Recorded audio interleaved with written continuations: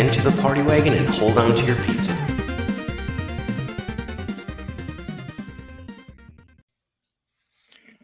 Hello, Turtle fans, and welcome back to Epic Tales from the Sewers. I am your host, Justin. Here with me is my co-host, Eric. How you doing, Eric? Doing all right. How about yourself there, Justin?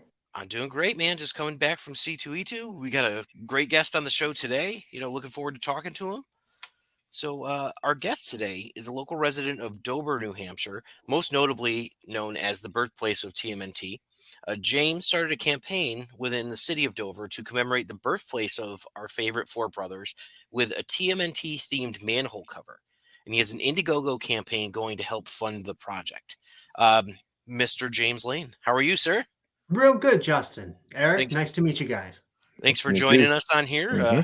We appreciate it. How did this go about starting? You getting this campaign together? Where'd the idea come from? Sure. Well, I grew up loving the Ninja Turtles. I latched on very early to the comic books back before the days of the TV show or the movies or the widespread global marketing or anything like that. And really fell in love with it in the early days. And it meant a lot to me. And I moved on a bit in my life to less collecting comic books and more into collecting records and more of a musical focus. But I still always loved the Turtles and had a great, just a feeling of pride for their overall success as they've gotten more popular. Like I loved them back when nobody knew them and they felt like they were my boys succeeding, out there in the world. So I maintain, a healthy love and respect for it my whole life. And I moved to the Dover area. I moved to Dover maybe 8 years ago or so. And I'm just the kind of guy who's very interested in history and researching the things around me. And I was researching my town and learned that, this is where Mirage Studios started. And, remembered it from being mentioned in the beginning, in the early days. So I set out to figure out where exactly in the town that house was, with, of course, the long shot fantasy that it would be my house that I was living in. Of course, was obviously not the case. I knew that wasn't going to be true, but I did eventually track down enough information to figure it out. And it was only a few blocks from my house. It turned out I walked by the spot all the time. So I hustled over there with my dogs and discovered to my dismay that the house that housed Mirage Studios wasn't there anymore. It's just a vacant lot. And it turns out that maybe 20 years ago, it got torn down and the land was, I believe, purchased by the apartment complex next door, who then used it to house a dumpster. So now that's what they got there. So instead of a house, it's just a dumpster sitting on a vacant lot. So as I would walk by, walking my dogs, I would think to myself, the town doesn't really make a big deal out of TMNT's origins here. And we've got this spot right here, and there should be a historic marker. Someone should recognize that. And I kept walking by the house and continued to not see a historic marker there. And said, well, I guess somebody's going to have to do this. So I might as well be the guy to do it. And I, when I first got the idea, as I was walking by, I think the issue was I'm looking at the land and thinking, well, a problem is if we put up a historic marker, there are going to be people standing here looking at a dumpster, like a plaque hanging on a dumpster or whatever. That's not particularly great to see. So I had walked by it the first time and looked down and saw a manhole cover that was sitting right in front of where the house originally was and thought, these guys probably walked by this manhole cover every day and perhaps it played into the original ideas of the Turtles and all that. And so I thought, I'll replace this manhole cover with a custom-made commemorative one that'll serve a historic marker and it'll talk about what happened on this spot back in 1983. So once I got that idea, I figured, all right, well, step one is going to be to contact the sewer department. So that's technically public works here for the city. So I reached out to the sewer department and the director of public works got back to me right away and was really supportive of the idea and said, I think you'll be able to pull this off. Why don't you talk to the Arts Commission? Everything runs through them, blah, blah, blah. So he put me on the road to talking to the right people in the city. Wow. So I got support right out of the gate. And the original idea that I had also from the start was that it's nice when a city does public art and installs public art and recognizes public art. But wouldn't it be even better if I could do this as sort of a grassroots crowd-funded thing? So it was at no cost to the taxpayers who don't care about Ninja Turtles. And it would also give me an opportunity to perhaps put some of this towards charity. So I just devised this whole plan in my head for how I can crowd fund creating a marker for a thing that I loved and create some civic pride for it right in my town. And at the same time, do some good for some turtle-related charities. And that's where we are today. Wow. Now, did you run into any opposition of this? Like, I imagine this had to be something that was voted on, right? Yeah, well, it had to go through a lot of committees and a lot of approvals, but it's been quite universally well received from the start. I honestly think, and the thought that came in my head at first was, I think the city probably really has been wanting to recognize the turtles for quite a while. It's just a bit of a probably a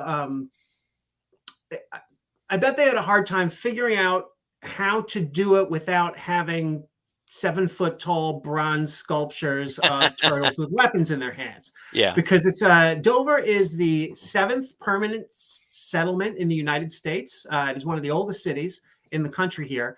And there's a lot of tourism in this area, and they try to really lean into the history and the quaint New England thing here. So I think that they were worried that putting in giant Ninja Turtle statues in the downtown maybe wasn't exactly the image they were looking for. But once I brought up this idea of a marking the specific spot, I think it worked well for them. And I just really saw a lot of support from all corners, be it the local citizens or everyone within the city and the various departments. It's been very great. That's so cool. So who's going to design it, or do you already have a design? Well, I came up with a preliminary design for the marker that we used for some initial testing with the manufacturer, to test the limits of how graphics will work and things like that. Yeah. But there have been some changes. The city balked on the idea that originally they agreed to doing the manhole cover in the street, but then they changed their mind about a year into the project and decided that they weren't comfortable with the potential liability of people standing in the street looking at something, which I guess you can't blame them for that. Yeah, I mean, the government, they got to play it safe.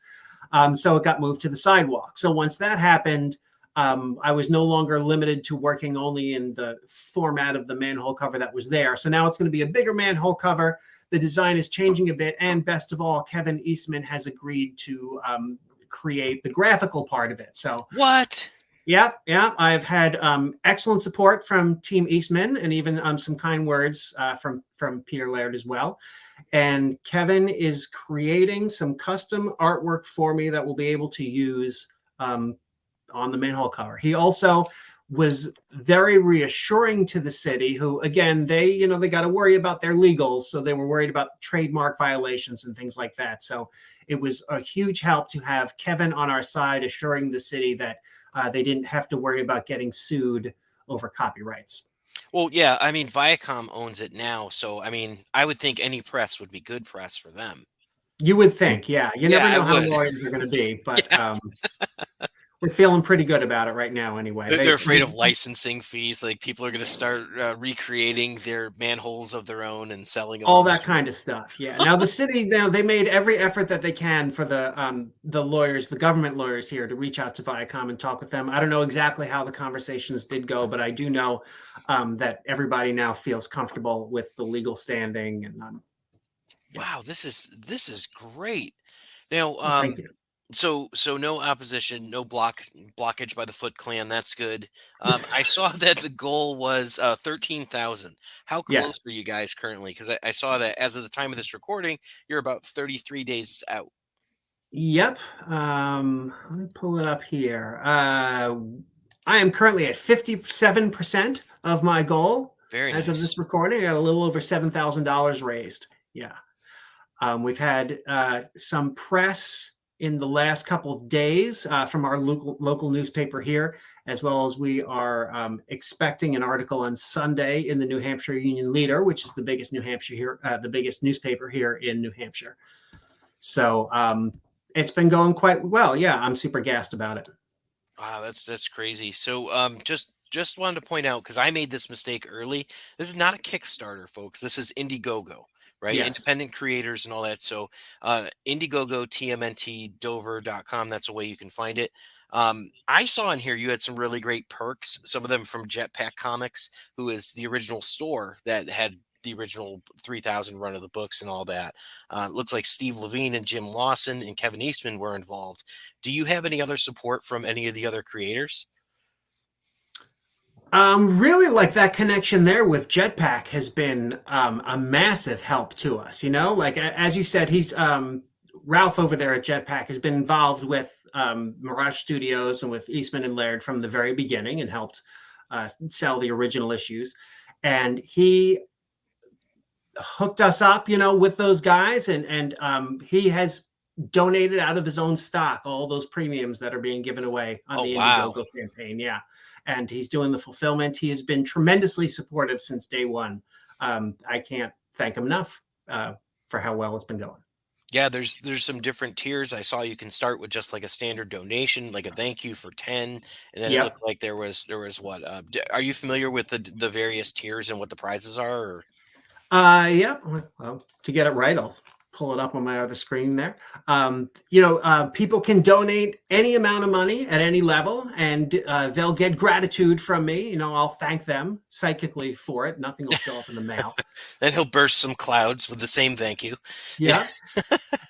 Yeah. There is a $25 donation level. We had two different premiums available for $25 donations. One of them is completely sold out at this point. That was a reprint of early postcards and stuff like that. The second one is a TMNT print set, of which we've got one left at this point at $25. Wow. Going fast. Yep. At a $50 level, you're getting a random TMNT comic from the IDW series, as well as a copy of that print set. We've got a bunch of those left for people to do. If you donate $100, you'll get 5 random Jetpack exclusive TMNT comics that they'll select for you. $150 donation will get you 5 of these Jetpack comics, as well as a copy of Heavy Metal issue number 265, which features Kevin Eastman cover in a limited edition. Very cool. There is a signed art pack from Rich Woodall for a $200 donation. There is a signed comic variant from Levine and Lawson. Let me see. From The Last Ronin, Lost Years #1. That's with a $200 donation. $200 will also get you a complete set of The Last Ronin issues 1 through 5, giving that away as well. We had some other premiums, including some original Peter Laird artwork and I saw that. Just packs of what a deal that was. Awesome stuff put together. Yeah, but people have already claimed those. It is possible. There has been rumors that I'm going to get more awesome things like that donated to me by people from the TMNT and Mirage universe. Wow. That I'll be able to throw up here and add as premiums in the second half of this crowdfunding. But I don't know specifically what they'd be at this time. I'm just kind of hoping for it right now. Oh, cool. So there's 2 different crowdfundings that you're doing for this. So there's going to be a second campaign?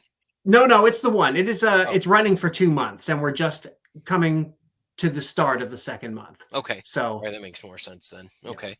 So how much does a manhole cover go for? Because it sounds like you've researched this and all that. And you did mention that you're going to be given to local charities as well, which I think is awesome. But what's kind of like the base that you're looking for to fund this? I did actually a tremendous amount of research, and which started with me walking around my town, looking down constantly and writing down the name on every manhole cover I could see, so I could contact these people to say, hey, can you make me a manhole cover? And you may be surprised to learn that not a lot of manhole covers made in the United States anymore. What? Well, the whole iron smelting industry, or whatever whatever these forges do, is pretty rough for environmental standards. And there aren't that many companies that do it anymore. And the ones, for the most part, that do make manhole covers do them in huge quantities of thousands for municipal orders and don't want to make one-offs.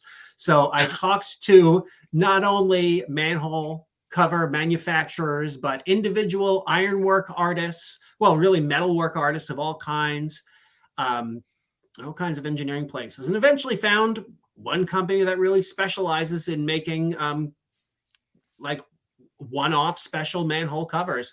Was lucky to find. So we're going to be making it out of stainless steel. Oh, cool. Yeah. So it'll look a bit shinier than your typical manhole cover. I'd gone through a lot. As I said, I'd done a lot of research and learned so much about the manufacturing process of all kinds of metal and how they wear over time. And I was thinking like acid rain and things like that would come down. So that makes a lot of sense. So. Well, it's also, real cold in New Hampshire, and we get a lot of snow in here. So this thing is going to be in the ground and sitting with salt and sand and grit on top of it, and people walking on it and plows driving over it. So there's, that New England hard weather level of wear as well. I'm from New England myself in Connecticut, and we used to say if you don't like the weather, wait 10 minutes. Yep. You know exactly. It's got to survive those nor'easters and all that. So yeah, wow, that's really cool. So with any kind of production like this, I'm sure you understand it's like doing the first manhole cover is the really expensive one, and then if you were banging out 500 copies of it, those next 499 are of minimal cost. But it's that first one, unfortunately, that costs so much to spool up and do all the labor for. Are you going to get one for yourself as well? I am not. No. Oh, okay. I know it would be heavy, but I'm just saying the temptation would definitely be there for me. I did think in the early days, I'm like, I should negotiate into the price that they make a backup one just in case anything happens to the first one, and I'll hold on to the backup one.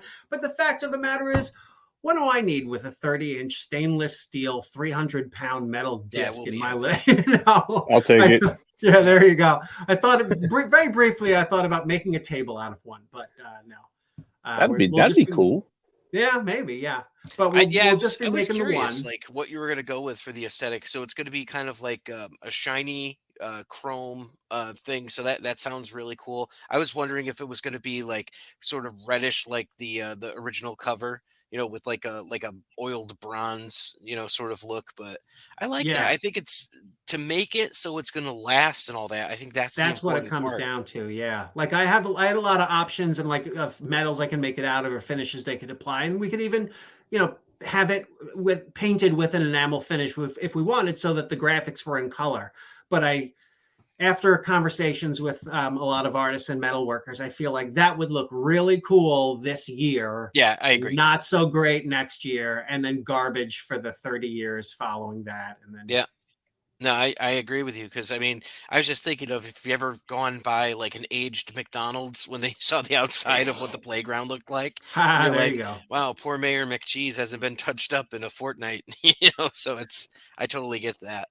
Yeah, absolutely. Wow, that's really exciting stuff. So through this, you mentioned a little bit before we got on that you have met Kevin, you've met Peter, but have you had any support from like any of these guys? Who are you chatting with in that community now? As far like the rest of the artists in that universe? Yeah. Yep. None of them directly, really. It's all been through Ralph at Jetpack, really. Okay. All right. That makes sense. He runs that world as far as I'm concerned. He's gotten in. I wish I had thought to bring this up. I just met Kevin for the first time at C2E2. I've spoke to him. He's been on the show before, but this is the first time I met him in person. This would have been a great time to ask him and be like, hey, are you gonna, do anything for this? And do you guys have like an unveiling, or are you gonna do like a festival or something like that, or anything when it gets put out, like a ceremony maybe? We're not sure at this time. There's been some talk about it, and the city has asked me what I'm planning on doing for like a ribbon cutting or groundbreaking ceremony. And like, I'll be honest with you, like I don't know if there's much need for it. Like, I don't know what the attraction is to draw a whole bunch of people onto a side street to point to something on the ground and say, hey, now you can officially recognize something that I put here. But I definitely plan once it's in to register it with as many wayfinding and like cool public sites, websites kind of things. I don't know if you guys have ever seen like Atlas Obscura or Roadside America websites A like roadside, that. yeah, absolutely. Yep. I do a lot of travel with my kids, and I'm always looking for the weird little out of the way features hidden in all kinds of cities. So I am super excited to have contributed to that world and making a little wayfinding thing that people might come and seek out. There's going to be a new book, and it's going to be called like Weird New England. And it's going to have this on page 42, New Hampshire. Check it out. I could see it. Yeah, I could see it happening. That's pretty fun. Yeah, man. The links that you went to. So, what do your kids think about this? Are they Turtles fans? Yeah. Yep. My daughter in particular is a Turtle fan. My son, I guess he always kind of appreciated it from a distance, but wasn't as into it. They love it and think it's pretty amazing what I'm doing. I mean, heck, I think probably the most amazed kid, I think back to what 13, 14-year-old me would think about the fact that I'm doing this. And I think I'd be pretty proud of myself. So you mentioned that, you were a big fan of the original Turtles and all that. And I mean, this whole project sounds very Donatello-like to me. Do you have a brother that you identify with? Do you have a favorite? It doesn't have to be someone that you think you're like, but who's your favorite turtle as it comes to that? All right. I haven't said this in any other media, but I'll just tell it to you guys. Epic Tales from the Sewers exclusive. Okay. All right, good. Back in the day, in the comic book days, there was me and my best friend Jonathan and our third friend Sean. And I was Michelangelo and Jonathan was Donatello and Sean was Leonardo. We were not cool enough to have a Raphael. Okay, that's Eric. So not popular enough for a fourth guy. So I guess the default I'd have to be a Mikey. Well, you got the orange beanie on, so that makes sense. I guess so. Yeah. Yeah, no, that's cool. I'm a Leo guy. Eric is I'm a Raph guy. A Raph guy, yeah. Everybody kind of splits differently with what they have. So, well, I'll tell you, while I've been working on this project, I've turned into a Leonardo guy because I have found him to be the most recognizable turtle from a distance because of those giant swords. There's just something about him that comes across good in the graphics.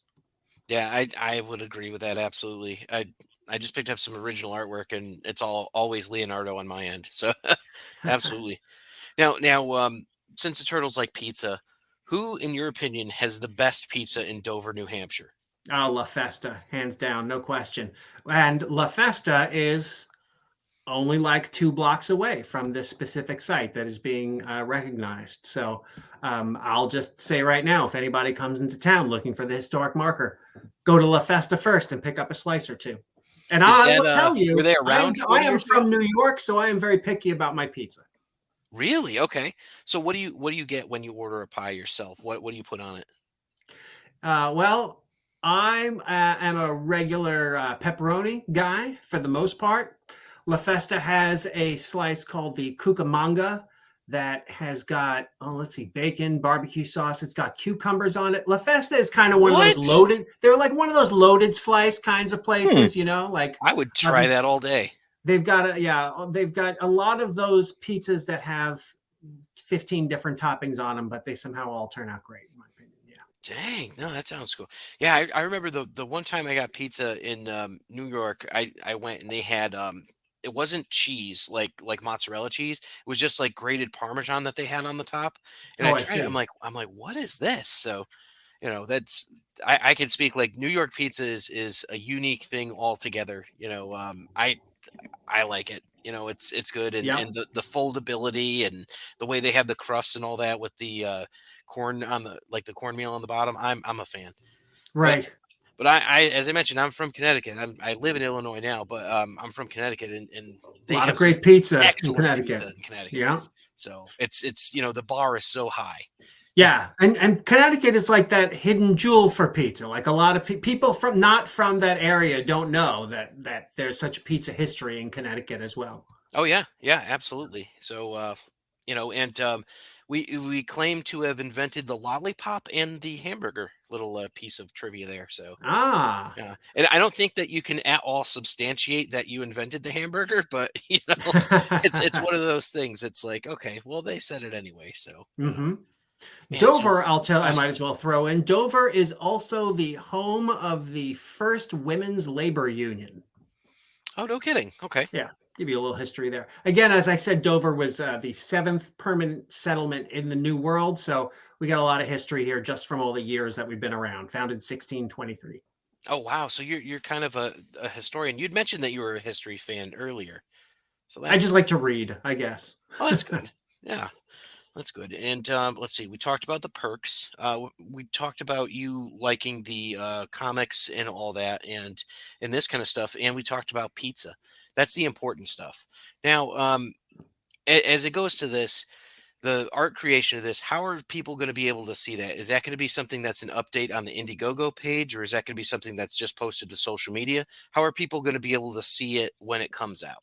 I I don't really know. Like I will be posting all the updates I can to Indiegogo. I don't know with people's settings, how regularly Indiegogo will update them once things are beyond. It's my first time doing any kind of crowdfunding for anything.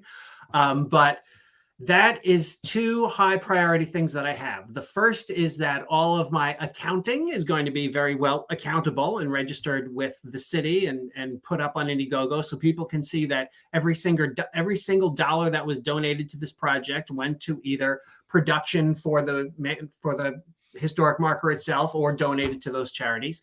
And the second one is for people to be able to see it once it's completed. So hopefully they'll be able to get it through tmntdover.com in the upcoming weeks and months.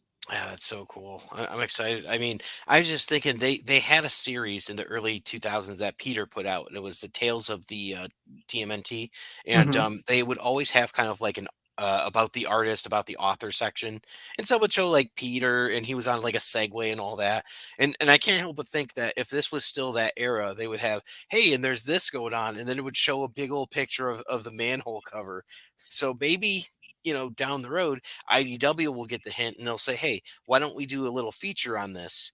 And if not, maybe some of the turtle world journalists, like our friend over at Turtle Tracks, Brian Van Hooker, maybe he'll do a feature on it and we'll get to see it. So, No, it would be neat if they did. Yeah. oh, definitely. You imagine you'd be getting some more interviews and stuff like that. So, Yeah. but only Well, one exclusive for us though. So Michelangelo is the answer. that's true. Yeah. Well, my crowdfunding ends, I believe it is May 8th. So I need all the coverage I can get before that date. Oh yeah, yeah, absolutely. And we'll do our best to get the words out there. We'll send it out through there. Um so you had mentioned that you're not much of a comic reader, but I was just going to ask, did you get a chance at all to read about the Last Ronin comic? A little bit. A little bit, yeah. Just in the work that I've been doing. Yeah, I was wondering if how that compared to the old ones that you had looked at before, like when you were a kid. I really like the dark element of it and the heavy martial arts focus and the Yeah. sort of noir angle of it. It is I could totally see how it's very appealing to fans of the early comics.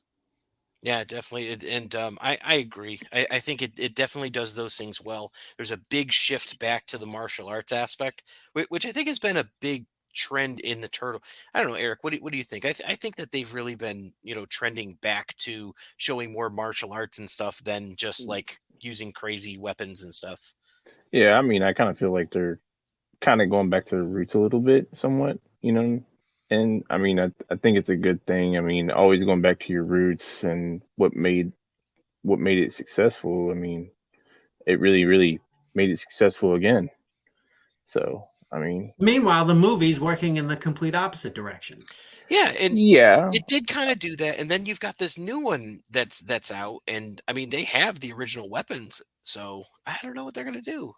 You know, I, yeah, I I mean I definitely know it's geared more towards a younger audience, but I'm gonna see it. I'm excited to go see it. So yeah, Yeah, looks like a good time. I think so. And I mean, look, any turtle stuff is good turtle stuff, even if it's not like if it's not your favorite, even like the Michael Bay stuff, it's like that would still pull some interest towards making, a historical marker, I think at least. So that's, Hmm. it's any press is good press, right? yeah. Yes.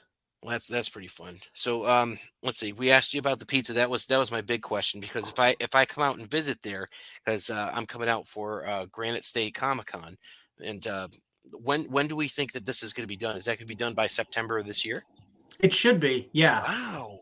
Yep. We were She really must make the hoping trip. to get it in the ground this spring, as early as May. Hmm. Um, uh, Wow. there's been a little bit of hold up with the artwork, so I'm not sure if we'll make that deadline, but very hopefully before the end of the summer.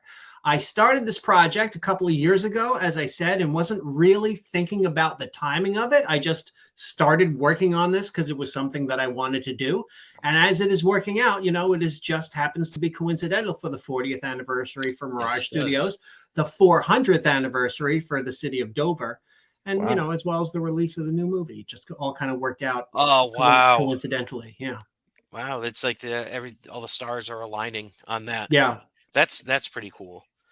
Those are all the questions that I had for you today. Eric, did you have anything you wanted to ask specifically about the project or the Yeah, Indiegogo? yeah.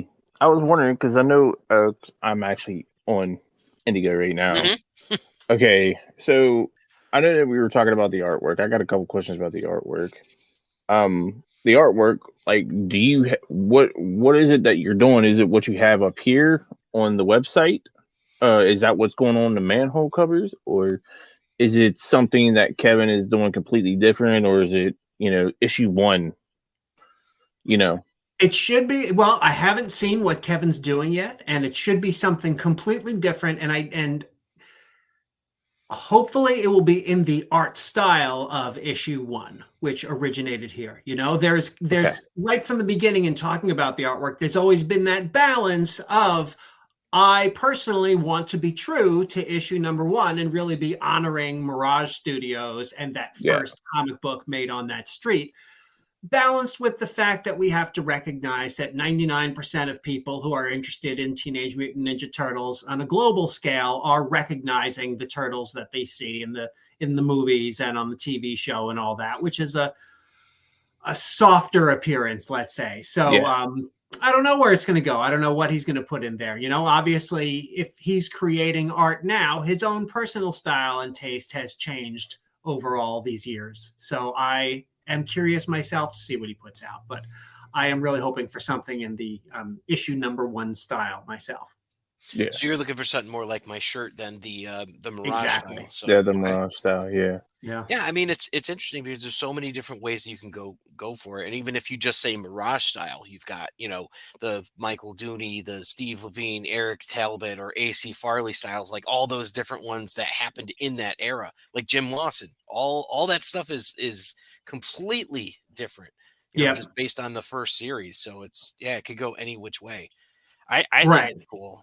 I hope that there's it. I hope that they do all four of the brothers because I think that would be really iconic. But I could even yes, see something where they do like just a up close face and then it says like something like that. I could see that too. And there's no wrong answer. Yeah, It's there really isn't. I'm sure whatever he comes up with, it will be great. We do have to work within, unfortunately, certain limitations of what can be reproduced in stainless steel for Mhm. this thing, which when you're dealing with the kind of limitations of commercial production and things like that, it's not as highly detailed as we would like it to be. Unfortunately, if you look at Yeah, manholes in the street, you're not exactly getting a photorealism on that thing, yeah, but definitely not. I look forward to seeing what we get. Yeah, no, that's true. It's not like they're making a statue and then stamping it flat, Right. So yeah, it's Right. probably got to be like filled in a mold and probably made in clay first or Yeah, something. contiguous lines, with things not falling out, and yeah, God, it's yeah. it's it's it's a lot more complex a situation than one would think. The whole process really is a learning process of how many cogs there are moving. Once you move the scratch the surface, there's so much under there that most people don't think about that goes into production. Well, maybe sometime in the future they'll be able to 3D print these things because I think that would be interesting. But I don't know how you do that with stainless steel.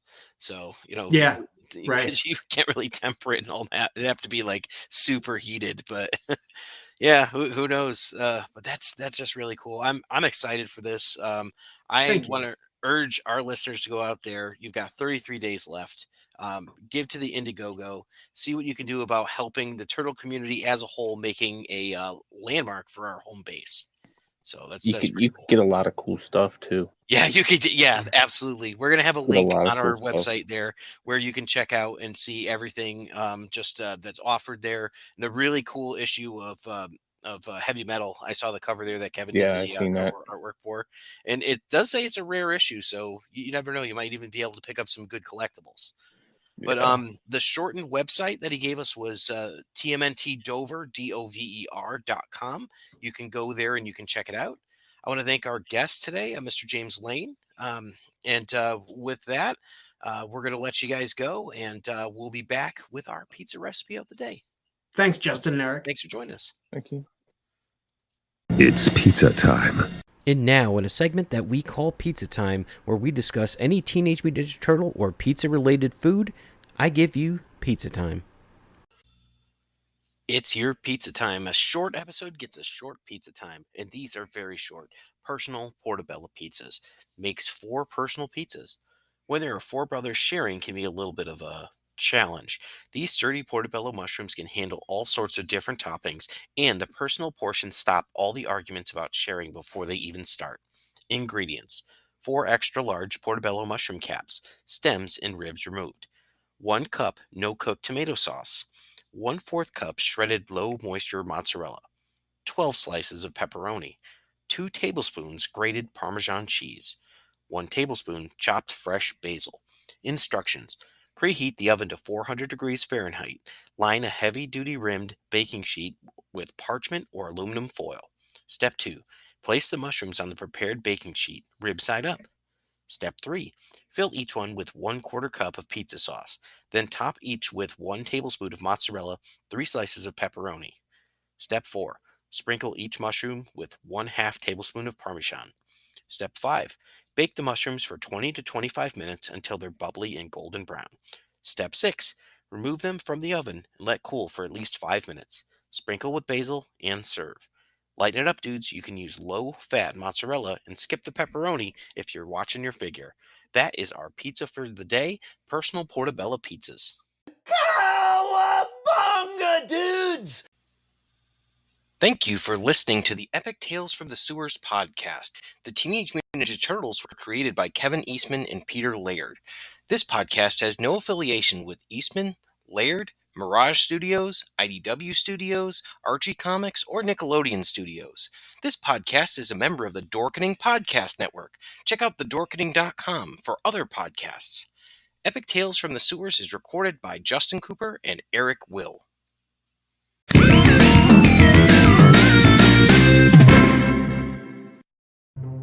Everyone thinks because you're a zombie, you don't know good coffee. Well, they're wrong. We have very active lifestyles. It's not all wandering the countryside aimlessly or scaring passing motorists. And we all love a good cup of joe. And there's only one brew that gets my seal of approval. Deadly Grounds coffee is my guilty pleasure. Bold, robust, delicious. It's coffee that can wake the dead. With over a dozen different roasts and flavors, Deadly Grounds can satisfy the most finicky of coffee addicts. The aroma is so intoxicating. It brings all of my neighbors out of the woodwork. Deadly Grounds coffee. Coffee to die for and zombie approved. It's good to get a little deadly.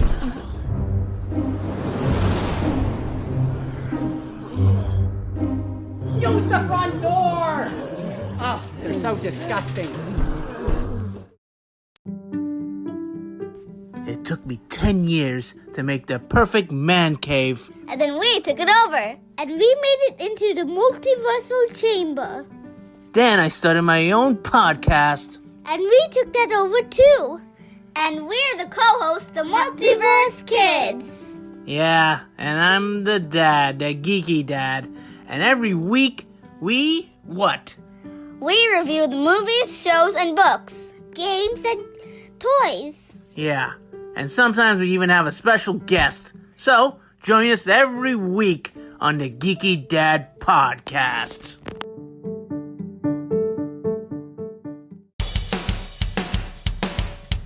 Greetings and shabibans. We are the Retro Reductopus Cephala Podcast, a long-form bi-weekly show that celebrates all the things that made growing up awesome. Well, that sounds good, but I don't know what all those words mean. I think what Parasite Steve's trying to say is that on Retro Reductopus, we explore a range of retro goodness, from toys, video games, and movies, to cartoons, and even snacks and school lunches. Oh. And we do it all with a positive spin, a slew of killer guests, and some very adult language. And you know what else is cool? No. This crazy show is part of the Dorking Podcast Network with new episodes every Tentacle Tuesday. What's that? And if waiting 2 weeks for a new episode gives you a sad, know that we drop bonus episodes all the time, like the off-format Crow's Nest and an interview series we call The Brick. You can listen to Retro Reductopus on Apple Podcasts, Spotify, Stitcher, or any app that's cool enough to carry the only show that celebrates all the things that make growing up awesome. Do you like retro video games? 80s and 90s toys, and have a love for nostalgia. Hi, I'm Russ Lyman. What's up, guys? I'm Jay, the NES addict. Welcome to the Weekly Warp Pipe. Jump into the Warp Pipe with us and go back to revisit all the awesome things from our childhood. That's right, every week we discuss something new, like the hardest NES games. Or what it's like to get prizes out of cereal boxes. What our top 10 toys were. Battle Beast. No, dude, it was Ninja Turtles. Oh, yeah. Cowabunga. So be sure to check out theweeklywarpipe.com for more info. And we're proud to be a part of the Dorkening Podcast Network. That's right, you can join us every Saturday at 7 a.m. for new episodes anywhere you listen to podcasts. Or catch the video version on YouTube at the Weekly Warp Pipe channel. That's the Weekly Warp Pipe every Saturday at 7 a.m. The Weekly Warp Pipe. Hey, it's your man, Velvet J. Come join me and my co-hosts on our weekly journey through the world of comic books on the Splash Pages Comic Book Club podcast. We'll explore new stories, even have guests like the Empress of the Bat, Legacy Athena Finger, voiceover artist Charlie Schlatter, actor Mitcher Whitfield, comic creators Joe St. Pierre and Tony Harris. Explore dork-related news and updates from the world of comics and collectibles. Where can you check us out? We are live every Tuesday at 8 p.m. Eastern on YouTube or streaming on deaddorkradio.com or wherever you find your favorite dorkening podcasts.